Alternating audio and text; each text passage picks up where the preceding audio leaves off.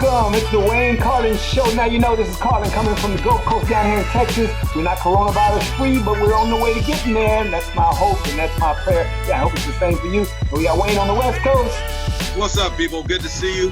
And I hope everybody out there is doing well, staying safe. That's a big deal right now. Make sure you stay safe. Keep the distance, but stay in contact with people. Continue to communicate with people. It's very important. And that's kind of, go ahead, man. We're going to talk about today, because that's what we're talking about today. In today's show, we're going to talk about how to communicate in this crisis, which is very important. How do we communicate in this crisis? And the reality is we need to be communicating before a crisis so that we're ready for in crisis. Then we're going to talk about today being National Census Day, covered a little bit on that. Then we'll introduce you to our positivity challenge that we've got coming up, and we'll market you with a little bit of our t-shirts to support the race cause. So you get an opportunity to do that. So we're going to kick it over to Wayne to give you an intro as we talk about communication in crisis. Man, you know, communication, that actually is one of my favorite topics because it truly is a key to life. And, you know, the reality is there is no special communication if you are communicating properly when there's no crisis going on. We should all be making sure that we are communicating properly with each other. I was reading up on something today where one person was actually, you know, not necessarily happy about the shutdown, but he was dealing with it. He said, one good thing about it is now I get to actually take time and talk to people on the phone instead of just saying, hey, what's up, and getting off. He's taking time to really get into it. And so that's one of the purposes of communication, is building understanding. And then we know that once we build understanding and we understand each other, that builds trust. And a lot of times, you know, I was telling you the other day, I haven't really been watching the news much. Normally, I'm a person that's glued to the TV watching the news, but I haven't been watching it because I found that I'm having trouble trusting a lot of the stuff that I'm hearing coming off of the news and from various people, from the government, from various agencies, World Health Organization.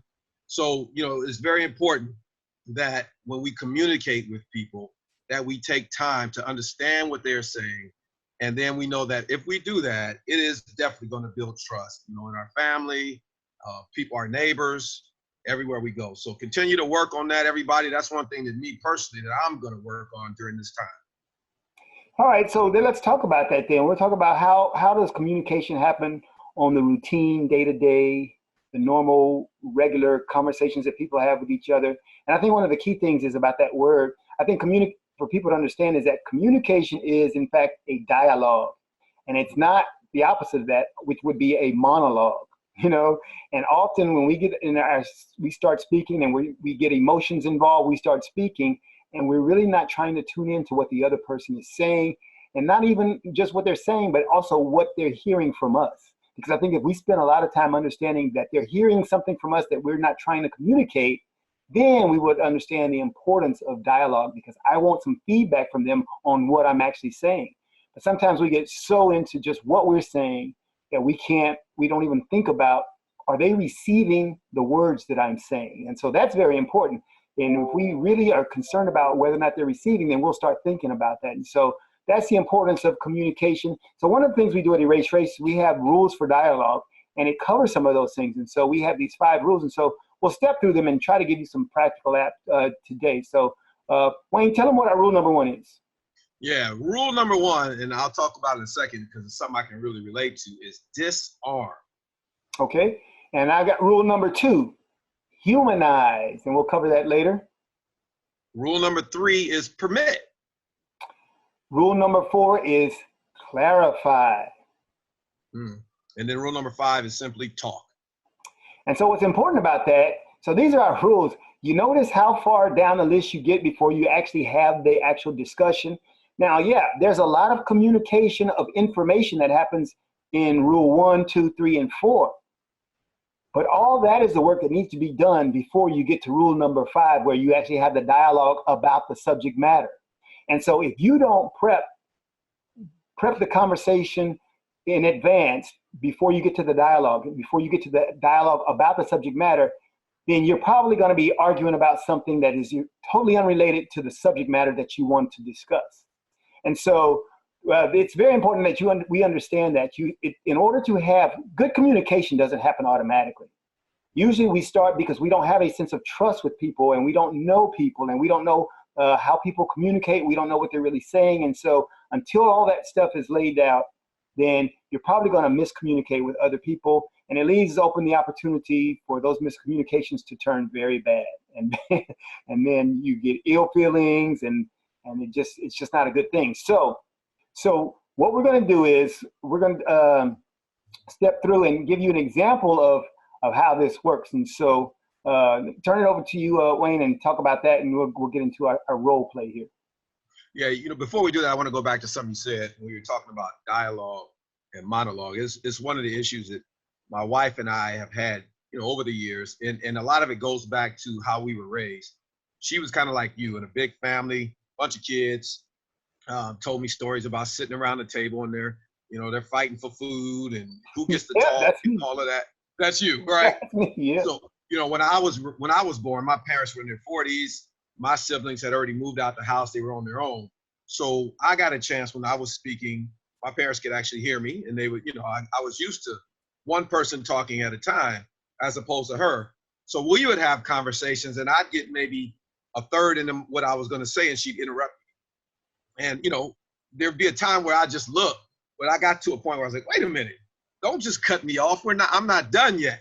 And so she had to grow into that to understand, let me stop talking. Let him finish his point and actually listen. And so we're getting better. And this is after 34 years. We still, to this day, struggle with that. So good. I know you probably had that same situation. Yeah, that's a good message. Yeah, you're right. Good message. Good message. Okay. So we want to try something. We want to do a role play situation where, a typical argument without rules, how it can end up if you don't have rules of dialogue and rules of engagement. So I'm gonna play the Trump hater. All right, I'm gonna be the bad guy, and Carlen is gonna be the Trump backer. And let me warn you, neither one of these titles are attached to either one of us. We're not gonna be a hater. We're not gonna be necessarily backer and all that. But we're just gonna play this role now to see what you guys think about this. So, all right, so I'm gonna go first. Man, Trump is a lying, cheating, money-hungry idiot. Yeah. Oh, yeah. But what about Obama? Did you say that when Obama lied about stuff? Is Obama? And I could have called him that same thing. Did you say that about Obama? Right. So disarm. This is how we disarm. And notice that both of us, we came into the discussion with our guns blazing. We were already ready to fight. And if we come into a situation like that, a conversation like that, it's not going to end up good. One person is already on offense, the other one's on defense, hunchback. We're ready to fight. How are we going to come to any kind of understanding of each other if we come into a conversation like that? So I'm going to come at it a different way this time. Let's see what you guys think about this. Man, I got some serious questions about the integrity of the president. All right. So what are your questions? I want to talk about it. Now, we did the same thing, the same principle of disarm. Okay, so when you come, you can either come to the conversation, come to the dialogue with guns blazing, or you can come with saying, hey, I'm ready to receive what you have to say. So in one, you're coming shooting. The other one, you come saying, I come in peace. And so you have to come in peace in order to have a conversation. Because if you come equipped to the till you're ready to fight, then the fight is going to happen. All right. So in most of these conversations, I think you really do want to have the conversation about the subject matter. You just come sometimes so emotional that you can't get there without doing the work in advance. So we're now in this one we just did. We're ready to have the discussion. Why? Because Wayne didn't come saying, I hate this guy because he's a lying, cheating, whatever. So I would have no reason to try to defend, because number one, I might not even know Wayne's viewpoint on the president. He might be a supporter or a backer. He might be middle of the road. So because most of the time when people start either defending Trump or fighting Trump, it's because they had a predisposition for him or against him. And so if you come as objective, then most people will respond in an objective manner. But you come on one side of the issue, then people are really, they're ready to defend the other side of the position. And so in disarming, you want to come and say, I'm really ready to enter into a discussion. Let's do the discussing. So That's the difference. And in the future, what we'll do is, because we have our rules for dialogue, we just covered Disarm today, and we don't have time to do all of them today because those scenarios, because then we'd have to review them all. But in the future, we'll do one each week and try to get people to understand. And we'll continue to do this in pretty much all of our live videos, where we show people the proper roles and the proper ways to communicate with each other constructively. So that's what we got in the future. All right. So, all right, Wayne, let me see. Oh, it's me. I did want to say something Okay, I want to say something real quick about that, because that happened to us not too long ago. It was something going on in the House of Representatives or something, and they were talking about something. I kind of got upset about it, and I got on social media and I said, they're all idiots, and at the time I felt true. I felt that way. And you just made a simple comment, and that it was kind of checking me on my use of the term and how I use it at that time. And then I really sat back and thought about it. It's like, I didn't give them an opportunity or have an opportunity to discuss it with somebody. I already came in guns blazing, upset and angry, and put it out there. So I've learned how myself to, check myself on certain things before I just put it out on social media. Because most people, unfortunately, I shouldn't say most people, a lot of people don't. And so I want to be different and make sure I don't do what everyone else is necessarily doing. Yeah, and you think about that, because I did that with someone else, and I asked them one day, I said, well, it's hard to have a conversation when somebody calls you an idiot. Because if you say you're an idiot, then what's that person going to say? Well, let's talk about that. No. That's probably not going to happen. So you can't really have, when you say idiot, it's over. I mean, because it's just like, well, I'm stupid. You don't have conversations with idiots, so you can't go anywhere. So the next thing that you say in dialogue is either going to further the conversation or it's going to shut it down. So the issue we have to decide is, do we want a real conversation or do we want to shut it down? Right. Some people probably want to shut it down, but those of us who want to have the conversation, we're going to say the right things to further the conversation. Okay. So very good. All right. So one thing, as we transition, the next thing we want to talk about is National Census Day.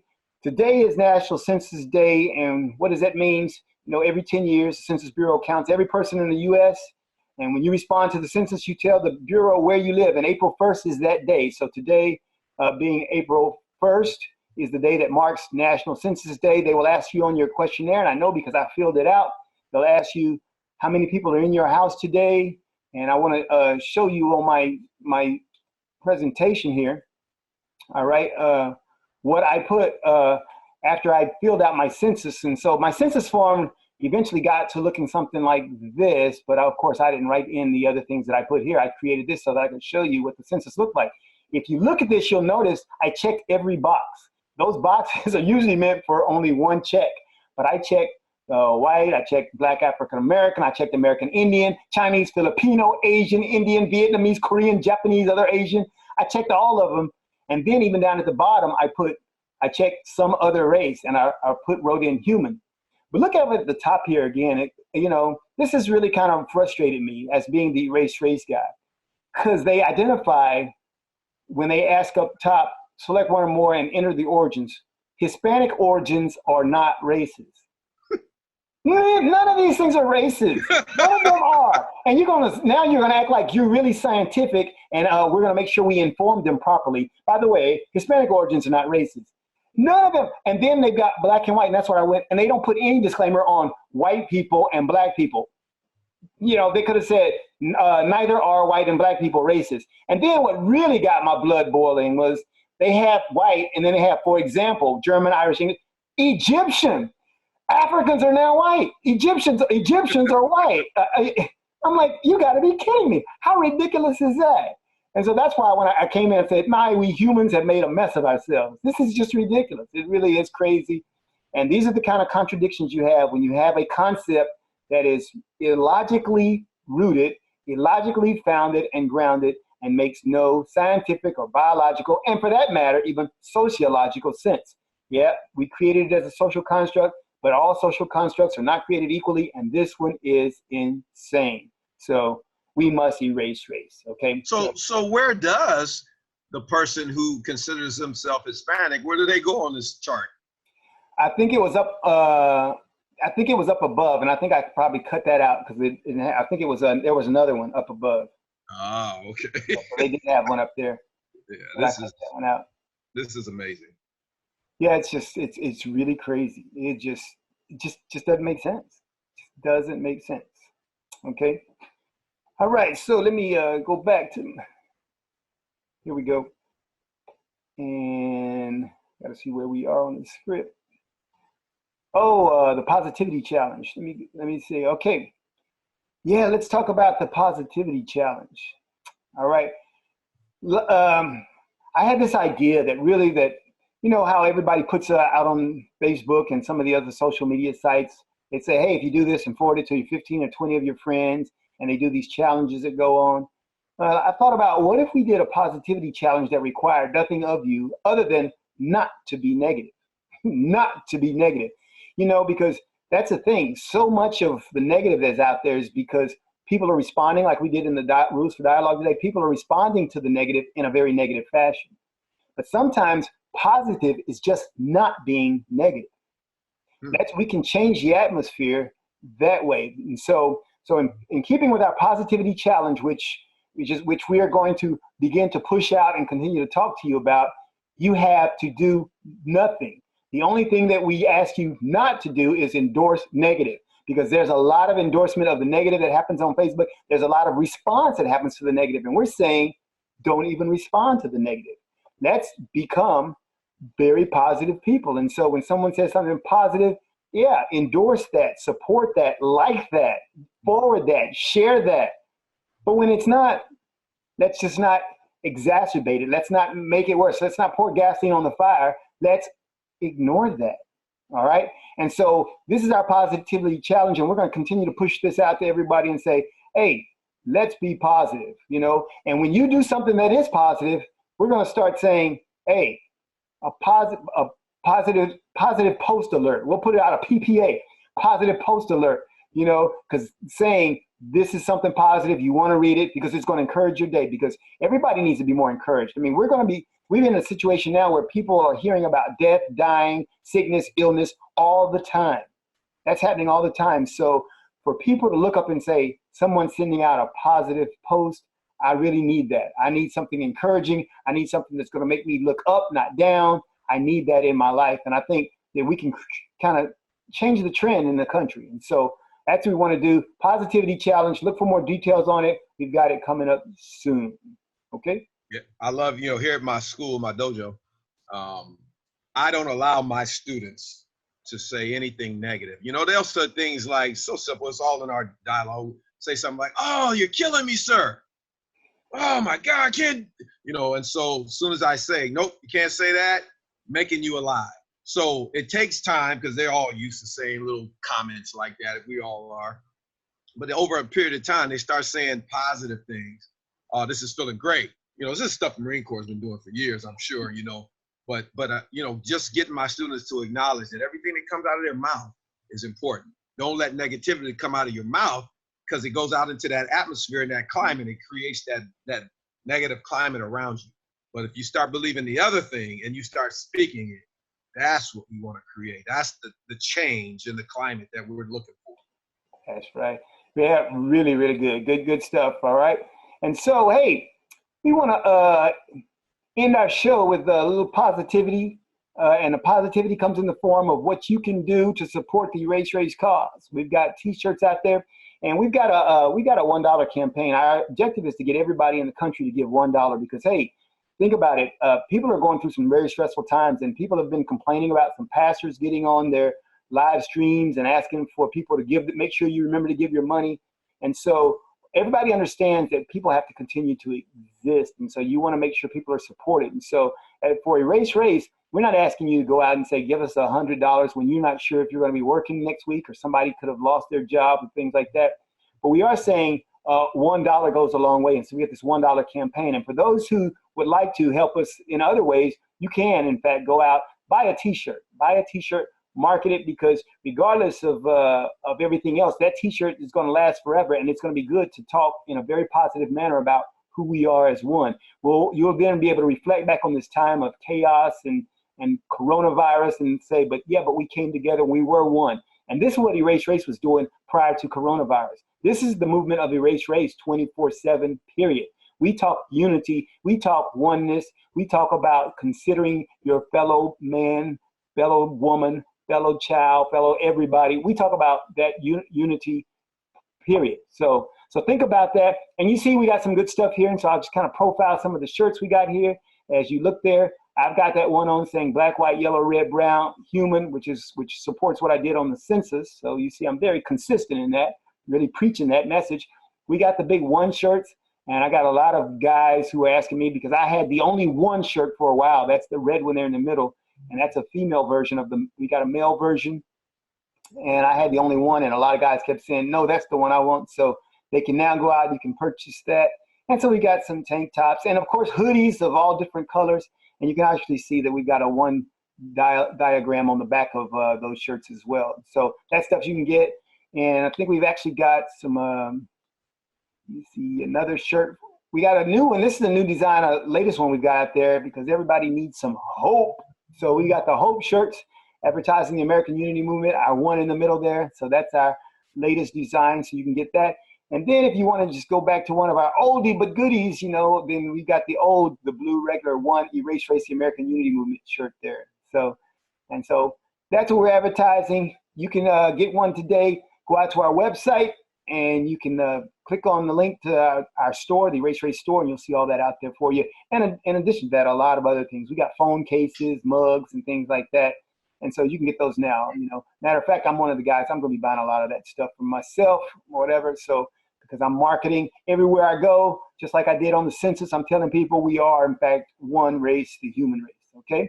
All right, so that's our time for now. We'll let Dwayne have some words to close it out, and then we'll catch you all next time. Hey, remember, stay in the house, stay on the couch, and don't go out and communicate corona. Yeah, you know, I was just say the same thing. Just everybody stay safe. I'm not gonna say stay on the couch, and neither are you. I mean, you're about to go do a walk now with your wife. So, you know, we're here in our dojo every day. We're teaching classes, so we're getting our exercise in. You know, eating our salads and veggies at home. Stay healthy, stay prayed up, and we're gonna come out of this thing, guys, and we're gonna be much better for it once this is over. So everybody stay strong, peace. See you next week. Peace, and we're out. Wayne Carlen Show. Now you know, now you know.